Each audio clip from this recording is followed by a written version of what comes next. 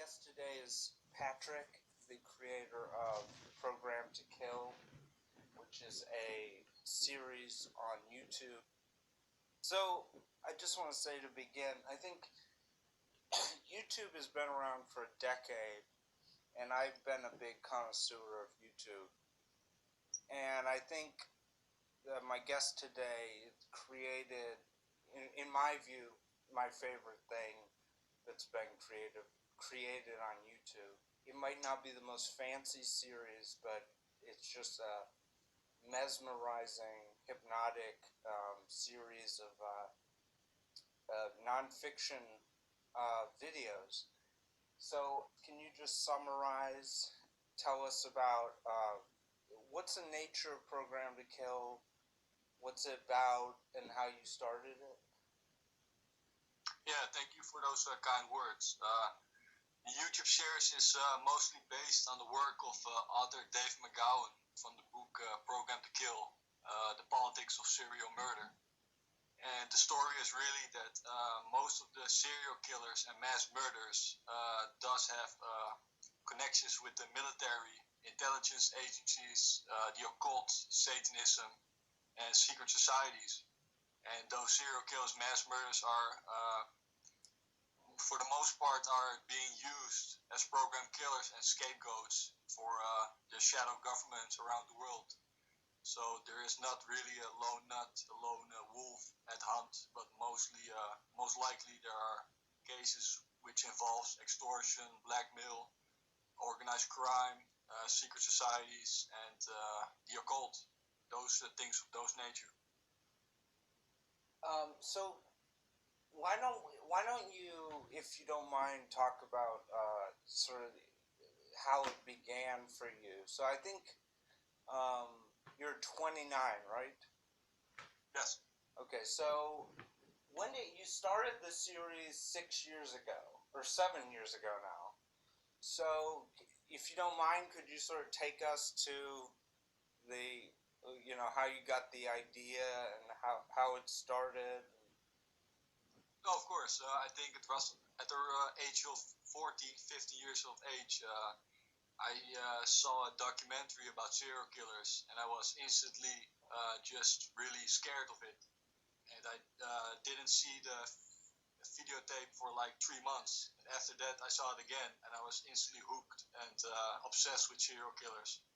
And I read a lot of magazines, books about very different kinds of serial killers, like John Wayne Gacy, Jeffrey Dahmer, Ted Bundy, Ed Gein, Paul Bernardo, Carlo Molca, Wayne Williams, like every serial killer that ever existed. So I was really becoming you can call it maybe an expert on those subjects. And like 4 years later, I also was introduced in the conspiracy arena with 9/11 and chemtrails and mind control. And I didn't make the apparent connections with serial killers nuts, but just by sheer chance in the bookstore, I think months later, a few years later, I found the book by author Dave Mcgowan, Program to Kill. And I took it home with me and read it, and like the first chapter and second chapter just blew my mind away, and I saw everything with patterns, and there was not really a conspiracy. It was really based on facts. I mean, his source material was not from conspiracy.com or something like that. It was more like national newspapers, USA Today, Esquire magazine, just really like mainstream sources. So he had really credibility in his work. And really all those serial killers had connections with shadow governments. And I always had many unanswered questions with the serial killers. And with McGowan's work, it just truly, everything was filled in almost. And after reading the book, I just decided to make a short documentary on YouTube. And in all fairness, the first 10 or 20 parts was merely all Dave McGowan's work, just directly from the book. And after his investigations, I started to investigate for myself, like some unknown serial killers that Dave Mcgowan didn't provide in the book. And Lord and behold, all those serial killers also have all those connections with military and intelligence agencies, the occult, Satanism, secret societies. So it was a whole revelation for me, and a YouTube series was born. There's almost 90 parts to it now, right? That's correct. Yeah, and so to those who don't know, Program to Kill is basically sort of a YouTube playlist you've created. It's all your videos, but Yes. it consists. It's not one long thing that's an hour long. It's these sort of bite-sized videos that can range anywhere from 2 to 8 minutes. But part 2 is such a great video by you where you talk about how all these different collectors, right, were all sent to the same, all went into the army to be medics, were all sent to the same place, right? Yeah, it was truly Mcgowan's investigation that I think at least 3 serial killers were stationed in the Baumholder, Germany, in a military base, and at least one of them, military records showed that he was being experimented with Mcgowan mind control. So yeah. Today, I sort of want to be that fan who's going to put you on the spot about what do you think? What is your theory? Because you do not come out and point it out. So is the theory, what I got from what you presented was that, as we know, in the Vietnam era, if you joined the army, you were given all these tests, and some of them were psychological. And is it your theory that these guys, Dahmer, etc., they were profiled and they sort of like understood, okay, these guys are messed up, and they were sort of put into a special program? Yeah, I do believe that is accurate. I believe at least like 5 or 10 serial killers were really profiled candidates, and they were really being profiled because they were really troubling, had sick minds, and were maybe drug users or something like that, or yeah, what you said, psychological testing. I think Jeffrey Dahmer, David Berkovich, he was taking LSD in the army. You have the cousin of Richard Ramirez, who was a Phoenix operative. You have Albert DeSalvo, the alleged Boston Strangler, who was actually stationed in Baumholder, Germany. Yeah, you have so many. You have Leonard Lake and Charles Ng, who were in the Marine Corps. You have Jeffrey Dahmer. You have Arthur Shawcross, who actually also was a Phoenix operative and was really coming back in the USA and starting murdering people. So I think it's not really a question of doubt, but more of research. Yeah. Yeah. So how many? Yeah, just to give people an idea, part of what I love about the series is it's not like you just focus on 5 or 6 different guys. How many different serial killers are involved in the whole series? Well, I think at least 50. Yeah, really a lot of serial killers. Yeah, and a lot of them I never heard of. The BTK killer. So, can we talk about the Son of Sam case?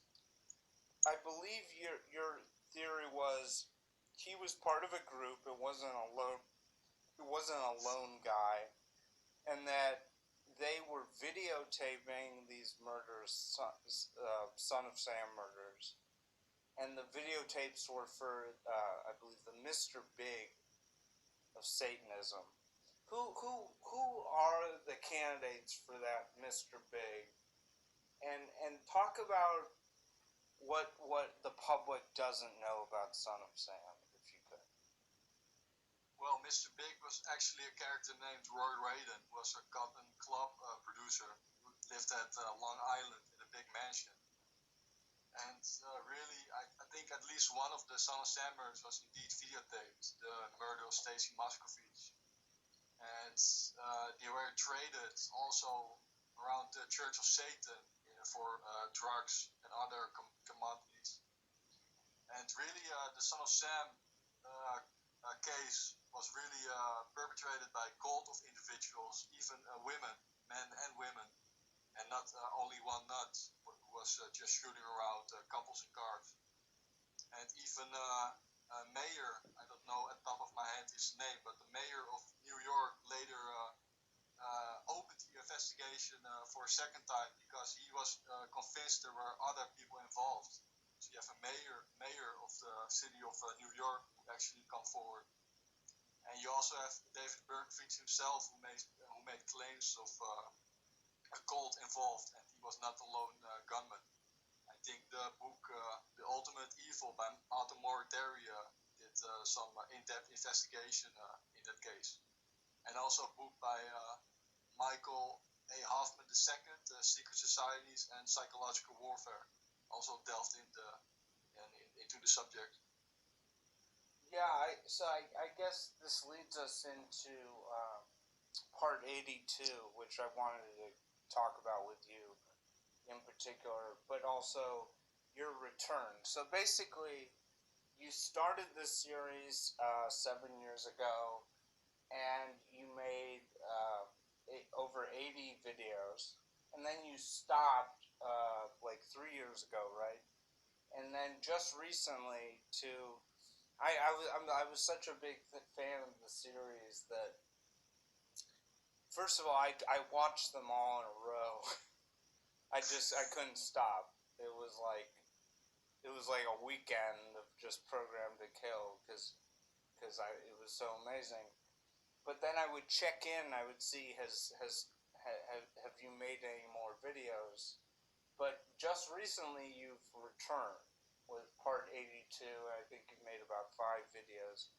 Can you talk about why you've returned, why you stopped, why you returned, and what your newer videos are about? Yeah, the truth is really when I started with the documentary, I had a part-time job, so a lot of free time at my hands, and I just made episode after episode. And like episodes, I think 76 or 78, I was starting to go to college for an university, and it took me 4 years to graduate, so I had a very long gap in making movies. And I think a half year ago I was graduated, and I had 3 or 4 years of raw archive material collected, because every time I see something, a picture or a video, something interesting from YouTube, another internet website, I just downloaded it instantly and saved it on the hard disk.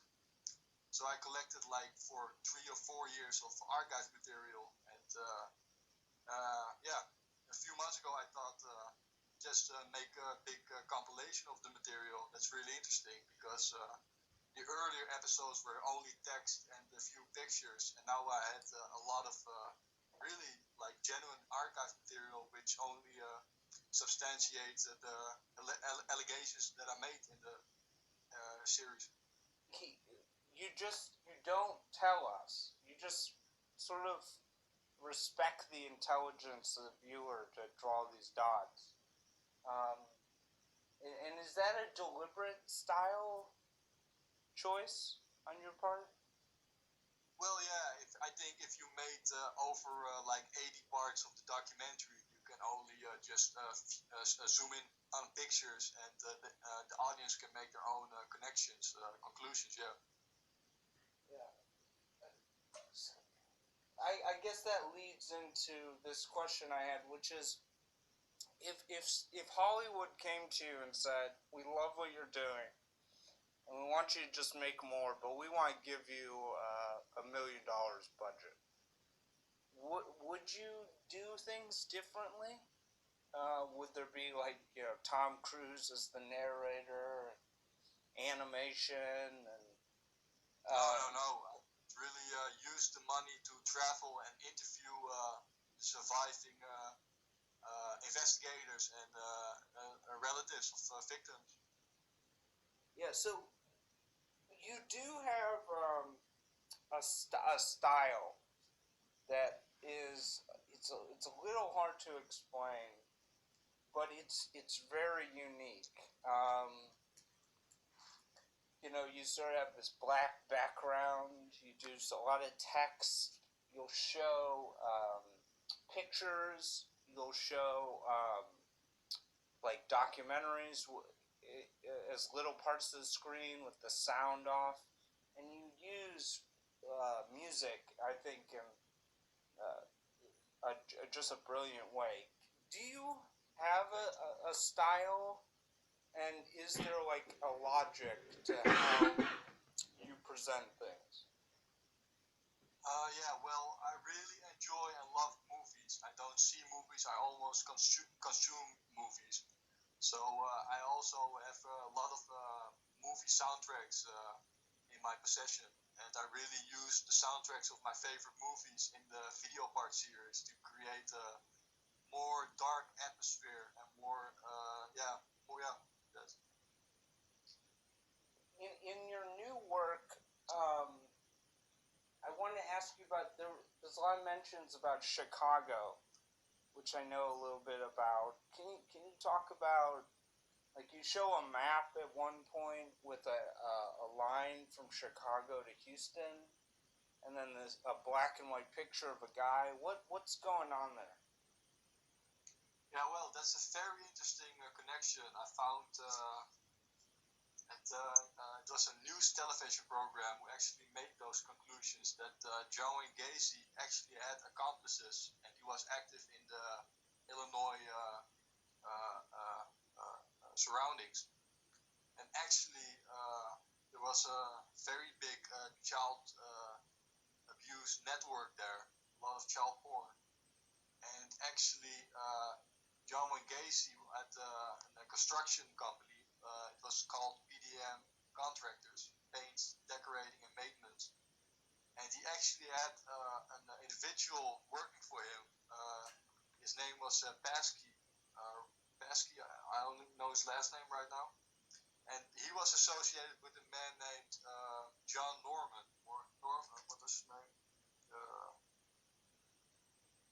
John D. Norman. And he was a big character with child pornography. And he was actually starting in Houston, Texas in the 70s, and later became active in Chicago. And it has been alleged that he was also being associated with Dean Corll and Elmer Wayne Henley. And they were also serial killers and abusing young boys. So you have all those different connections that this individual, John Norman, was actually just associated with Dean Corll and Elmer Wayne Henley, and later went away and did stay in the Chicago area. But is there? I forget what you say specifically about Chicago, but did you say Chicago was a center of sort of this pedophilia? Yes. Even local newspapers did mention that fact.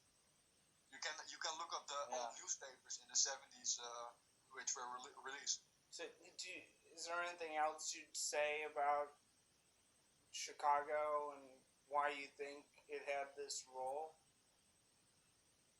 No, not specifically Chicago, but I do know there's a lot of organized crime there. Oh no, those are just rumors. Yeah, sure. Yeah.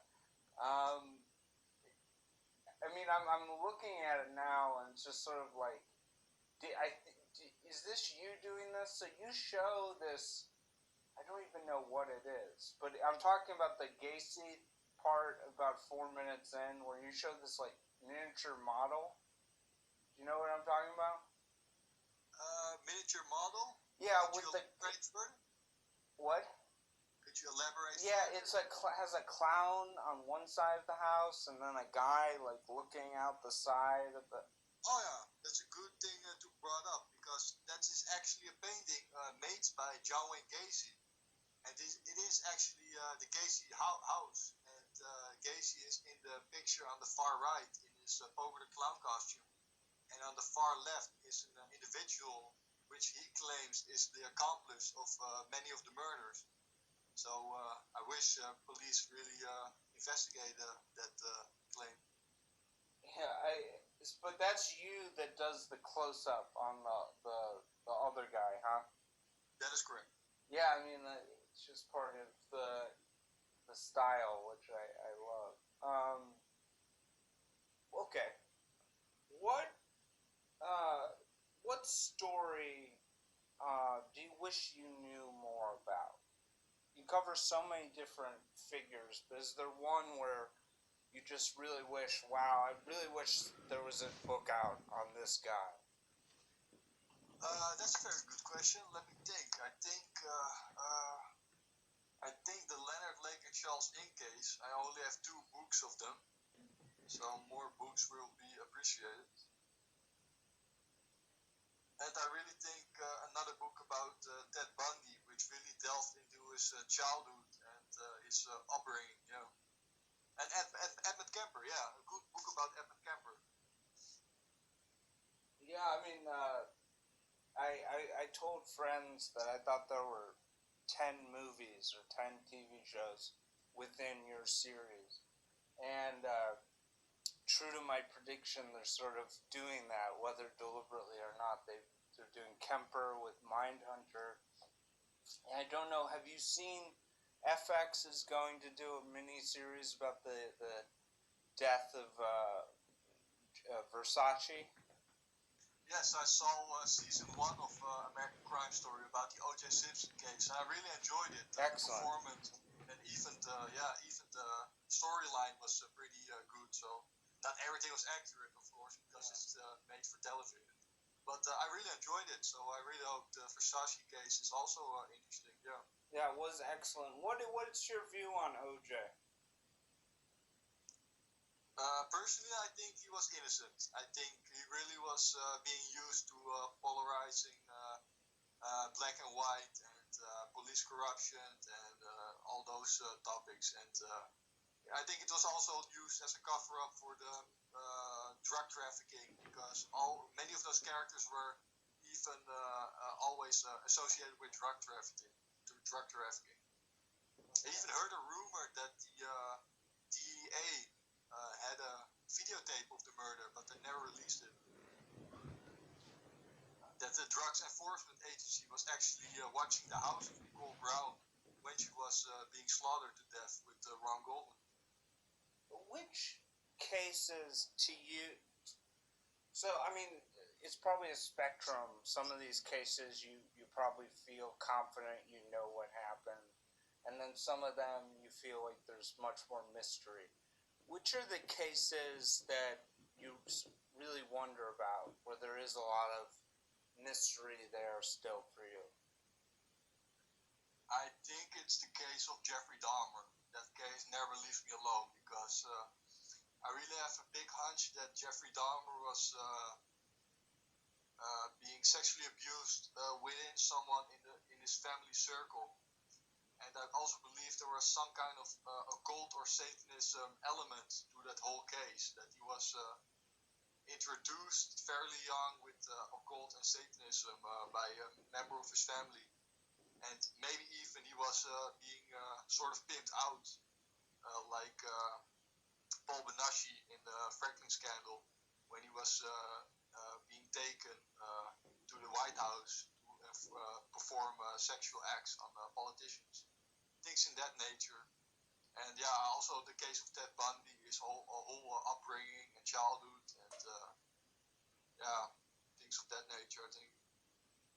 One of the things that just struck me about watching the videos is just one of the data points is how so many of these cases occur in this period from sort of narrow period from the late 70s to early 90s.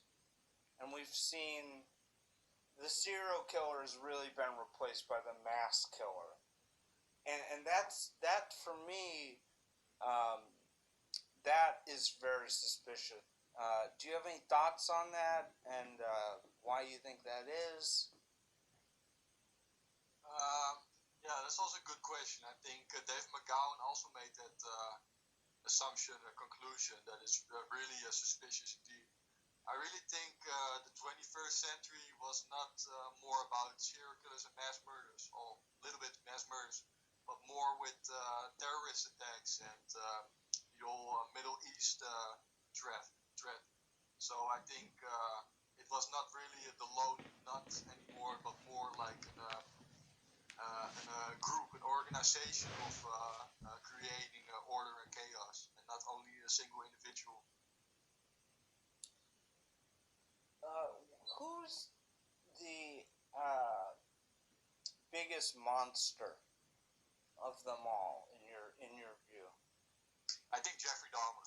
I think that guy really did some really twisted sick shit.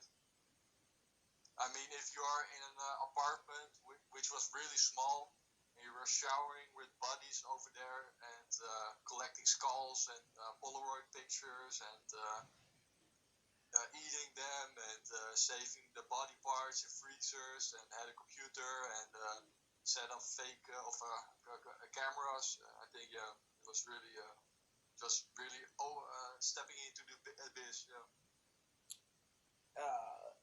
And what is that reminds me of one of the, I don't know if you call it a motif, but one of the things that comes up a lot in Program to Kill is this sequel to the Exorcist, The Exorcist 3. Can you speak about that? What you think about that? That's very interesting. The Exorcist 3 was actually directed by William Lady, the film director. And before he became a director, he was actually recruited by the military as a psychological warfare agent. Very surprising. So later he made movies. He made The Exorcist and also The Exorcist 3. And surprisingly, the best movie he ever made, Jeffrey Dahmer stated, was The Exorcist 3. And even the Gainesville Ripper, Danny Rawling, also saw that movie and was really influenced by it. So you can really ask questions like, is there some kind of programming in that movie because it was directed by a psychological warfare operator? So yeah, I really think there's something. I saw the movie once. It was a really weird movie. So also a few shocking scenes, but I don't know what kind of programming it contains, which is really interesting. Yeah. Yeah, Blatty is a fascinating character. He's not just a director. I think he's mainly known as a novelist. He wrote the novel The Exorcist, which was turned into a movie. And yeah, he was a psychological warfare operator in the army. He's also, I'm not sure if you know, a very hardline Catholic. He recently sued Georgetown for like having a speaker who supported abortion. I'm not sure if you knew that. No, I was unaware of that. Yeah, I mean that he's an interesting figure, but I think can we talk about Michael Aquino? Because as far as a screenwriting perspective, the idea that you had somebody just rising up the ranks of the U.S. military, which the stereotype of the military is, clean-cut Christian Republicans, and you have this guy in the 1960s who's just rising up the ranks of the military, has this long career, and oh yeah, he's this very open Satanist. It's sort of unbelievable. Can you talk about Aquino? Tell us his story and what you make of him. Yeah, I did not recollect really much of him, but I do know he was associated with the McMartin preschool case, indeed, and he was also, I think, a psychological warfare operator, and he was the founding father of the Temple of Set. He was also associated, indeed, with Angela LaVey, with the Church of Satan. And with the McMartin preschool case, many children actually pointed him out as an abuser. And they can, if I recall correctly, they couldn't even remember the whole interior design of his living room and uh, the clothes he wore like that. So really credibility that those children indeed were at his home at some point in time. And all his children had venereal diseases and stuff like that. And he was also appearing in the Geraldo Rivera show. So yeah, I also think, always believed he was some kind of forefront man. So of course there is Satanism called in the U.S. military, but he was the person in position to push forward to make this revelation that there is indeed Satanism in the military. Yeah, I mean it's sort of hilarious, but the the public view, the New York Times, looks at McMartin as representative of how we had this mass hysteria about child abuse in the 1980s.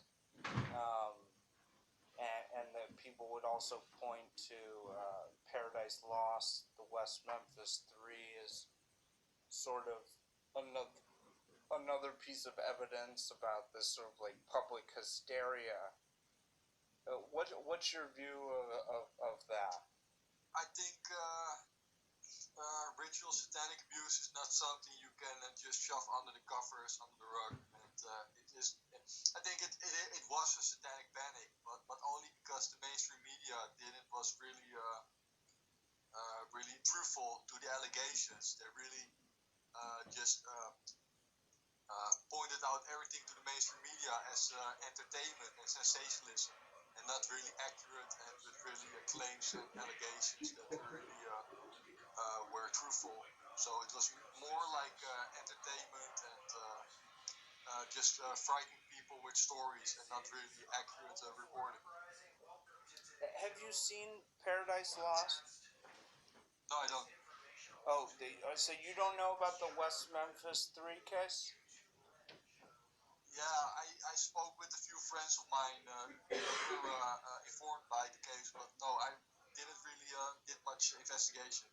I spoke with Ed Opperman a few times. He shared his stories with me. Yeah. Well, I assume you're a fan of documentaries, right? Yeah.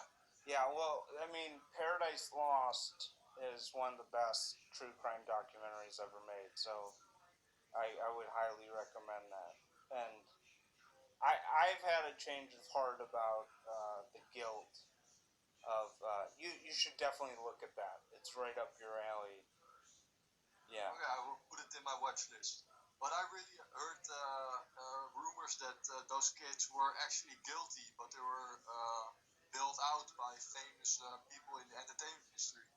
Yeah, yeah. I mean, I don't have a I never say anything is 100% at all, but I remember I saw it when I was much younger, and I was totally convinced they're all innocent. But the sort of alleged ringleader is sort of like so weird. I have doubts now. I'm not sure. Um, One of the new cases you've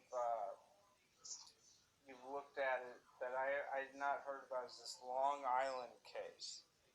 Um, would you what's going on there? Are you gonna have more videos on that? I think I really take a break in those series right now because I'm presently unemployed. So I just try to make invest energy in more different places. Yeah. I really think Long Island case was really interesting case because it was for a very long time still unsolved. And there are like 12 individuals murdered, and local authorities were even uh, being accused of police corruption. I think the chief of police was really imprisoned of being corrupted and maybe being complicit in murdering young girls. So yeah. Well, it just shows how your series always delivers on this amazing, sort of crazy stuff. There's this video of I don't know what's his name. He's a government official in Long Island, and they sort of confront him. He's accused of like calling somebody and calling the mother of this murdered girl and saying, "I run a home for girls" or something. And they approach him in a parking lot. It's just amazing. Can you describe what's going on with that? Yeah, they were asking him why he did call the mother of one of the victims, and he just it looked like he had a sort of stroke. He said it was his defibrillator. Yeah. I don't know how you pronounce it correctly. Something on his chest, attached to his chest, and later he just drive away in his car. Yeah. So you think he faked it? It is a possibility. I don't know for sure, but what I do know is that he's a fairly interesting suspect. Yeah, it is definitely. I think most likely that he knows something more than he let on. Yeah. So what was your view of this whole Pizzagate thing that came about during the 2016 election? Yeah, that was really sickening.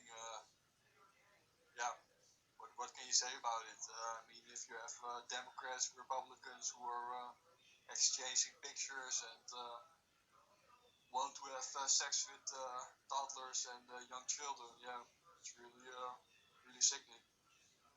So, I mean, one of the things I would say is the best evidence for some fishiness going on with the elites is, are you aware of the Dennis Hastert case?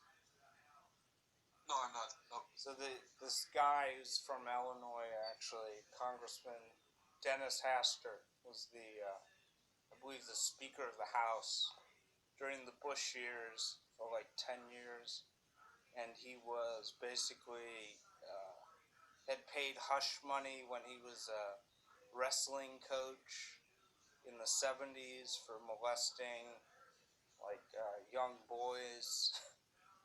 And he just so happens to become the Speaker of the House with this very blackmailable. He was blackmailed. Yeah. So you wonder, maybe they do want people. They have blackmail material. Yeah, I really think that's just a state of fact in life that if you're climbing up in a tree of being successful in the entertainment industry, in the pharmaceutical industry, in economics, in politics, it all depends on being blackmailed and extorted and being bribed. Unfortunately, I think that's sad truth of this world. So you're from Belgium, and I did read Dave Mcgowan. I think it's the beginning of Program to Kill. It's called The Pettyocracy, and it has a very long section on Marc Dutroux, who was from Belgium. Can you talk about that case, and do you have any first-hand knowledge about that case? No first-hand knowledge because no, but it was a very big case. Young girls started to disappear, and some were found dead. And initially, they really thought it was Marc Dutroux alone with his wife and an accomplice. They were just abducting and murdering young girls. But later, he stated that he was part of an organization who was really that he was really being paid to abduct young girls. And I really always thought he was telling the truth. And many Belgian people here are also claiming that fact. Yeah, there are so many instances that police couldn't have prevented the girls being killed or being abducted. Like they were almost deliberately trying to attempt to manipulate the investigation. There was also a very big public outcry. I think at least 300,000 people went on the street, all dressed in white, to protest. And the firemen also came to the Justice Building to clean down the buildings with water, as a sort of symbolizing the filth of the court system. So yes, it was really really sad time, and I think people here are really still angry and upset and just disillusioned about the state of facts in that case. You know, there are just amazing facts in your series that I would say if you know if we were having a debate about the validity of the subject, one of the best pieces of argument would be something like I thought this was amazing. George W. Bush, you know, was really famous for how many people he executed in Texas, and it was a thing of pride for him. But as you point out, he only pardoned, he only saved one person from death. And who was that person? It was Henry Lee Lucas, yeah. And there was an individual who supposedly, allegedly murdered 600 people or something like that. And it was all untrue. I think many of those killings were just Texas Rangers who want to close down the cases. And it was all not accurate, his confessions. But he was indeed involved with a satanic cult called the Hand of Death in the Florida Everglades. And yeah, it was really a case of lies and truth. Yeah, and he just happens to pick that guy. Yeah, exactly. Yeah. He would execute a lady of 80 years of age or 90 years of age who just killed her son in self-defense because she was being abused, something in that nature. And she will be executed, but he won't execute a serial killer or confessed serial killer. Yeah. And then you show the press conference, and there's no details. It's not like, oh, I wasn't convinced about this detail. He just says, you know, I wasn't convinced that it was right. Doesn't really explain. Yeah, even just fool around with a few journalists like it's nothing. Yeah. Just from a creative angle, you've got so many stories here. Which do you think would make the best movies or TV shows? That's a good question. Let me think. I think I really want to see a good miniseries about Ted Bundy, I think, or Jeffrey Dahmer, something like that. Or maybe Paul Bernardo and Carlo Molka are also very good. It's a very interesting case. I think the last one, Paul Bernardo and Carlo Molka, they should make a very good movie or miniseries about that case. Yeah. Can you tell us about that case? It was a case in Canada in the late 80s, early 90s. You had Paul Bernardo, who was coming from a fairly dysfunctional family. His father was a convicted child molester. His mother was being really overweight, was always yelling, and didn't cook. He had a brother and a sister, and he was actually fairly intelligent, had some friends, girlfriends. Did go to college to become an accountant, and later in life became affiliated with Carlo Molka, who had two younger sisters and lived in St. Catharines. And they became a couple, and they really shared a passion of abusing, torturing, and abducting young children. And they also always videotaped all their exploits. So you have also always a team in those serial killer cases that they even photograph or videotape their heinous crimes. So most profilers will say it's for trophies, trophy keeping. They want to relive the crime, but I think it's a more sinister approach to that. That they really are videotaping or photographing these crimes and perhaps sharing them with those shadow governments who are also involved in those kind of rituals. So you think there's videos by them that are floating around?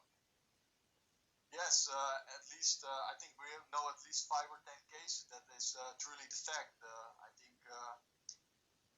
think 80% of all serial killers did have documented crimes in photographs or videotapes, and there are always many rumors or authors who are alluding to the fact that there are indeed copies traded amongst the members in the Church of Satan or shadow governments, drug trafficking, like that. Yeah. And that reminds me of one of your new videos, part 87, which is on Leonard Lake and Charles Ning, or I don't know how you pronounce his last name. Yeah, and I watched it, and it was one of the most disturbing things I've ever seen. And um, and you show basically these people who were kidnapped, learning that, and it's just crazy. How did you find those videos? I actually found that clip on Vimeo. Wow. Yeah, it was really a surprise for me too, but I really enjoyed the footage because I never saw that also, and it was really like 25 minutes of only Leonard Lake talking with no cuts in it, and you can really see what kind of person he really is. Like, really, yeah, it was really interesting. And what kind of person? What is he like in your view? Very articulate, intelligent, but really a sexual deviant. Really, twisted individual. Yeah, I mean, he basically lays out his mindset during it, and it's. Yeah, what I found interesting that in the second part you see the construction of the bunker they're trying to build, and you see Leonard Lake digging with a machine.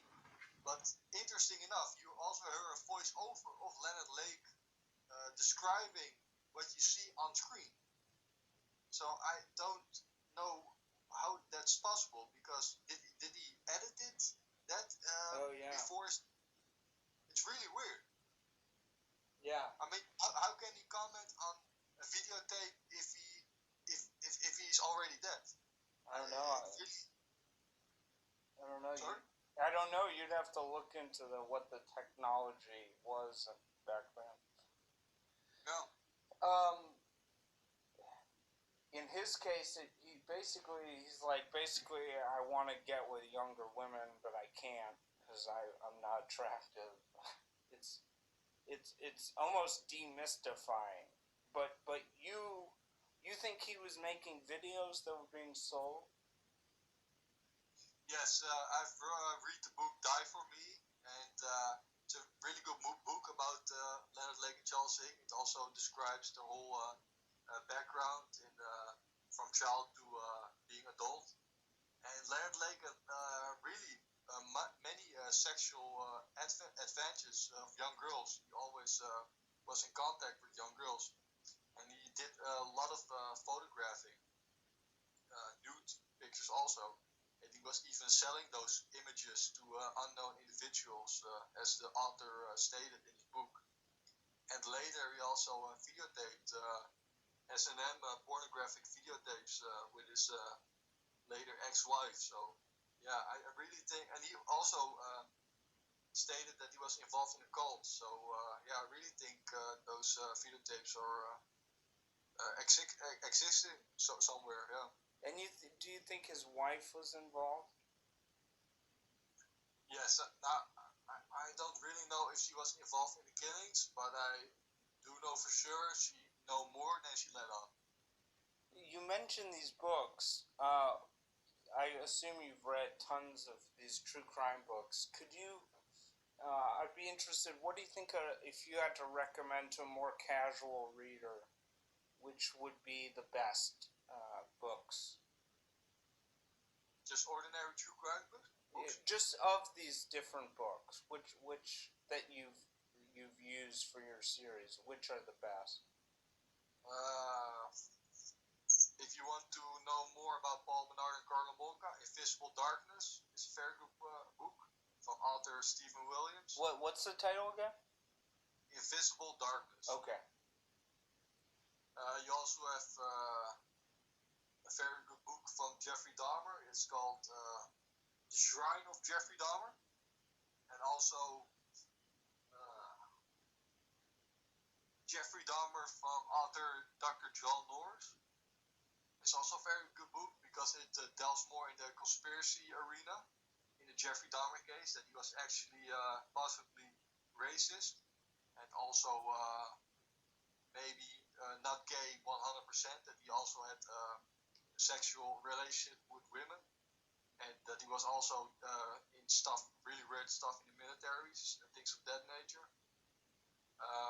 Yeah, good books on Ted Bundy are, I think, The Only Living Witness. But those books are very popular, so I think more people will know that. Can you get into what you just piqued my interest with the Jeffrey Dahmer thing? Can you talk about what is that theory? What's the evidence behind that? Well, the author interviewed many friends and relatives of Jeffrey Dahmer.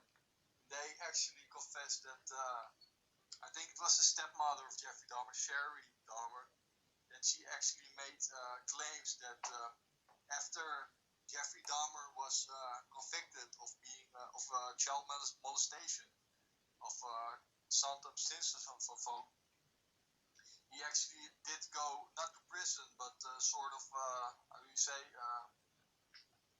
sort of parole, but you are in prison. Sort of like outpatient treatment. Yeah, something of that. Yeah, and he was put together in a small room with a lot of black people, and she always thought that he was being raped when he was being on parole, and he really had a racist attitude against black people after that. And you also have interviews with a transvestite who was hanging out in a gay club in Milwaukee, who also was associated with Jeffrey Dahmer, and he or she also made claims that Jeffrey Dahmer really hated homosexuals, actually. That he was really confused with his own sexual identity and his relationship with his father and things of that. And to my research, I've fairly big source material of that claim. I really think that Lionel Dahmer actually sexually abused Jeffrey Dahmer. Which are there particular videos you've made that you're most proud of? Of the YouTube series? Yes. I think the last parts, because it contains a lot of archive material, and I think the case of Ted Bundy is very good, I think. And do you think you've learned anything about storytelling? Any tips for people? No, not really tips, but I think I learned some of it. I really think that if you are looking at the first videos, the first 10 parts or 20 parts, and you later check the last parts, they're really stepping up a little bit. They're really more better edited, more music, more source material, more so they're better. Yeah. Do you still believe that the elite it seems like Satanism sort of had its heyday? Do you think it's or do you disagree with that? Could you restate your question? So it seems like Satanism was a lot bigger in the late 70s than it is today. Do you disagree with that?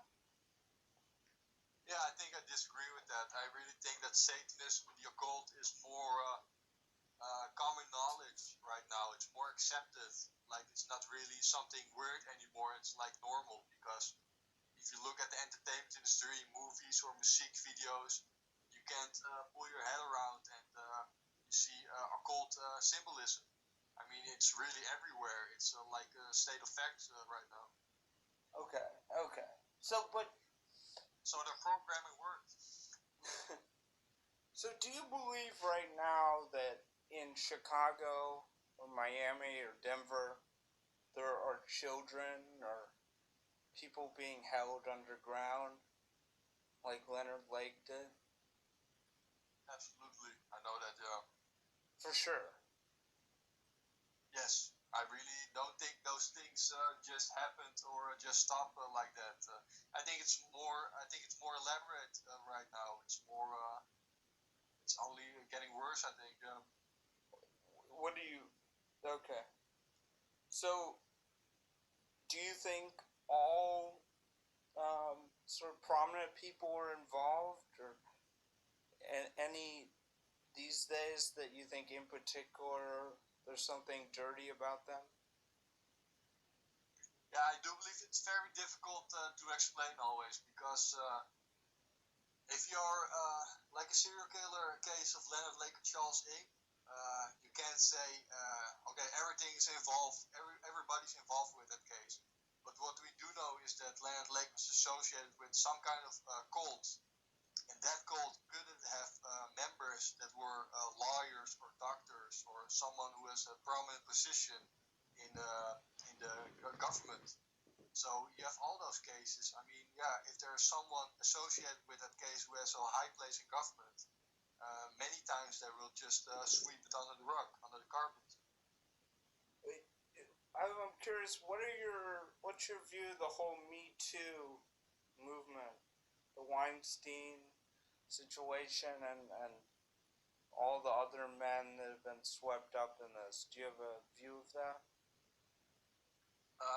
Yeah, I think it was something that was going to happen eventually, and they really just took out the most terrible person in Hollywood who was doing these things for like 2 decades. So yeah, it was not really a coincidence or a surprise. I think that Harvey Weinstein was being accused of those things because everybody knew he was doing it. So, and even Kevin Spacey. I mean, most people did know Kevin Spacey was really one fine actor, but one twisted individual sexually. So yeah, it's all coordinated. I think it's not really a surprise. I think many people did already knew that it was going to happen.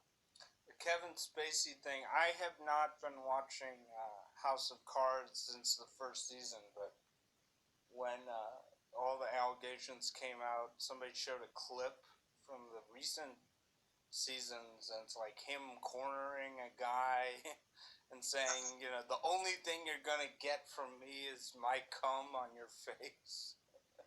It's like, what's going on there? Yeah. Yeah, I really love Kevin Spacey. I've seen, I think, all his movies. I really appreciate him as an actor. I still love the guy. Yeah. But yeah, like as a human being, I don't think. It is just really wrong and really morally just sick. So you made one video about Alex Jones, Part 75. What's your view on him? Yeah, Alex Jones. Where should I begin? Yeah, I really enjoyed Alex Jones' show when it just started, when it was first introduced in these kind of topics. And even some of my family members also were intrigued by it. But years later, and years later, and years later,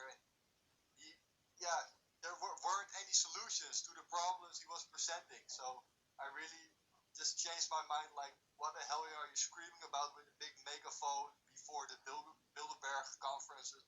I think it's not really working. It's not really helping. I mean, you're getting rich and doing the same thing year after year, but we're not getting a step ahead. So, and those really became the indications that he was really a puppet and really just playing a game and not really sincere about his claims. Yeah. I think you reference Eric John Phelps, and I don't know, what is he? He says Jones is like a Catholic pawn. Do you believe that? Yeah, I think that when I made that video, that is 6 years ago. Yeah. So I have, of course, now truly a whole new mindset and whole other allegations and theories. I don't know if that guy is truly has credibility. I don't know. Yeah. But yeah, there are people who claims that he was indeed some kind of Zionist agent, that he was really protecting the Catholic Church and things of that nature. Yeah. Well, he would say that he has made progress. I mean, what if I told you 4 years ago that we'd have a president who takes personal phone calls from Alex Jones? You probably would have laughed at me, right? Yeah. So I mean, that's some sort of progress, at least for him. What? So I guess what I'm getting at is what is your view of Trump?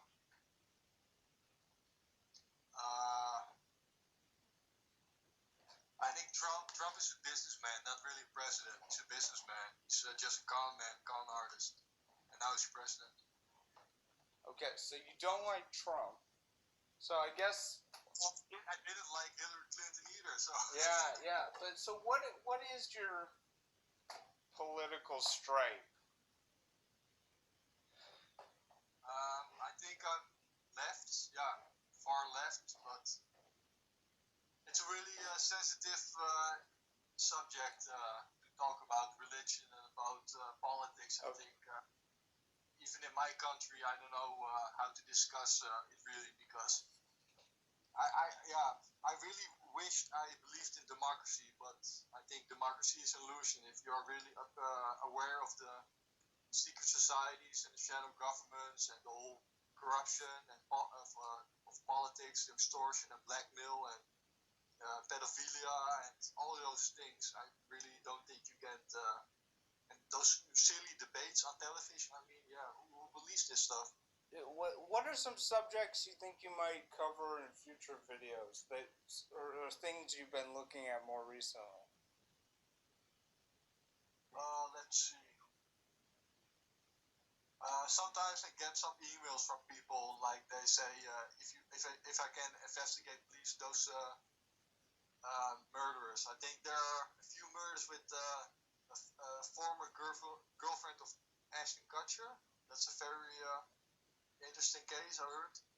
And also the yogurt donut shop murders, something like that. So I don't know, maybe a new shooting. We had the Las Vegas shooting. I did a small video about that. Yeah.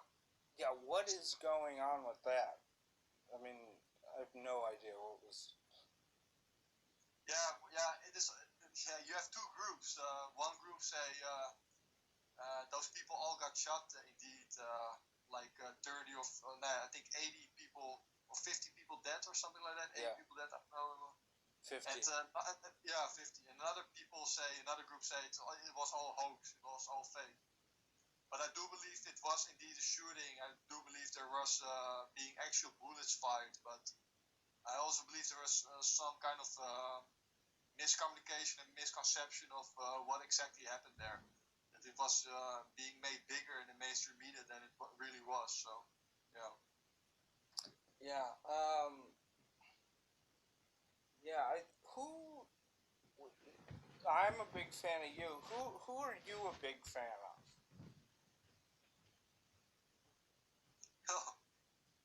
I used to have many fans, but if you get older and more wise and more aware of the world, you don't have many heroes left. Alex Jones was a hero of mine like 7 years ago, and also Michael Tessarian and Alan Watt, I think. Yeah. Are there filmmakers? Ed Opperman is still a hero of mine. I think Ed Opperman does some really good investigative work. Are there? Do you know Jay Weidner? Yes, yeah, that's a good, yeah. I second that. Yeah. But who are your favorite filmmakers? Stanley Kubrick, David Fincher, David Lynch, Paul Thomas Anderson, Martin Scorsese, and Christopher Nolan. Yeah. Do you have any documentarians you really like?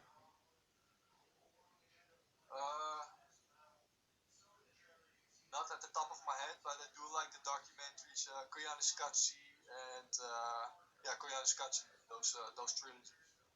Yeah, I love Philip Glass's music. Yeah, that's also very beautiful music. Yeah. Yeah, I mean, so you seem to be, you're like an amazing researcher. Um, do you have any interesting methods besides, I mean, just Google searching is one, but I assume you've used like the C-SPAN archive, which is great, I know.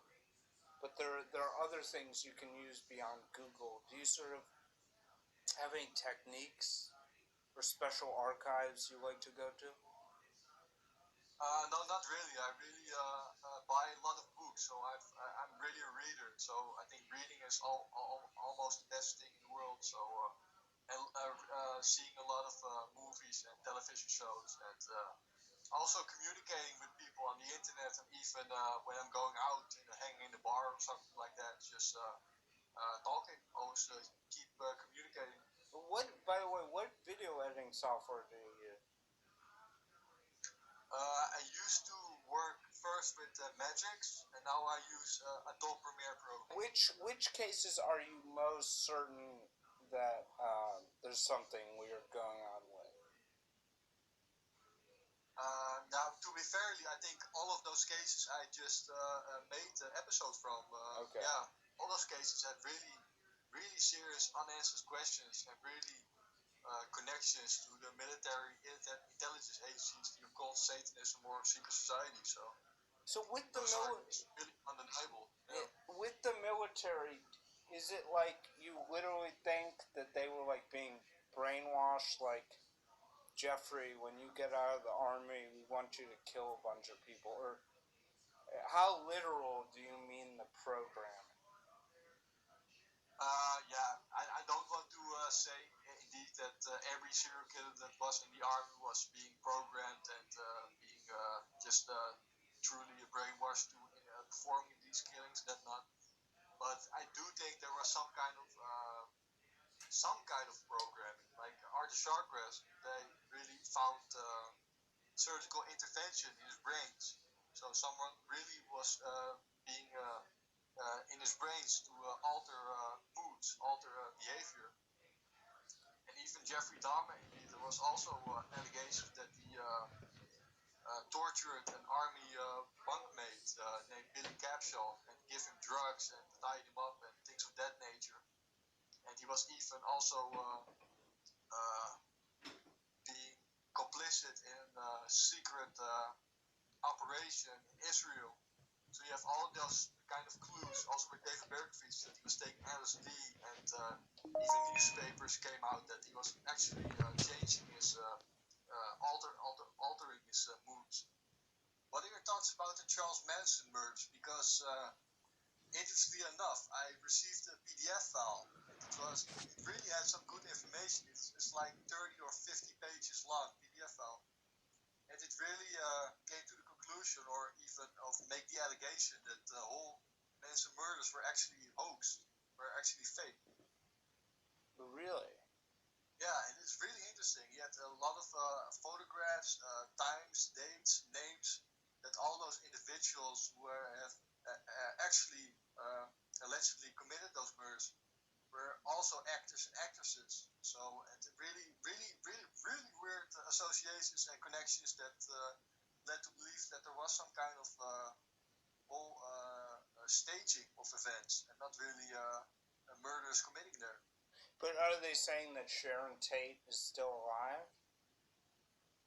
Yes, actually they did. Yeah. Okay. Yeah, I mean, what do you think of Roman Polanski? Well, I think he's a very good director. Yeah. But I think he's very, very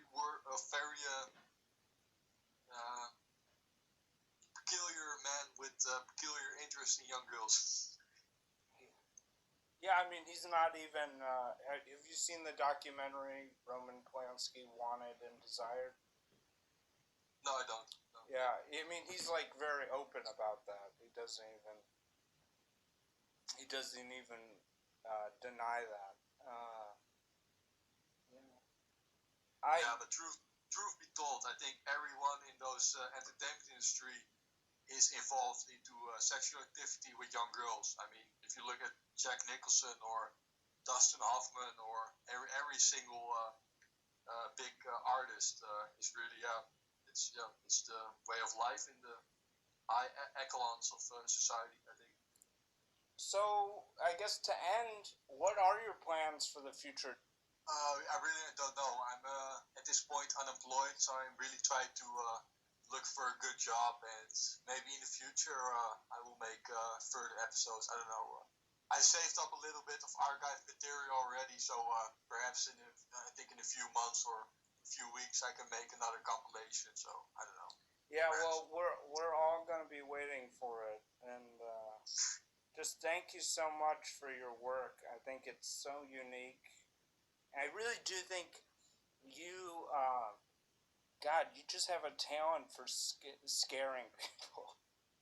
You know, really. But I don't know if we really should thank you for that, but thanks. Okay. Well, thank you so much for talking, Patrick. Yeah, thank you. You're welcome.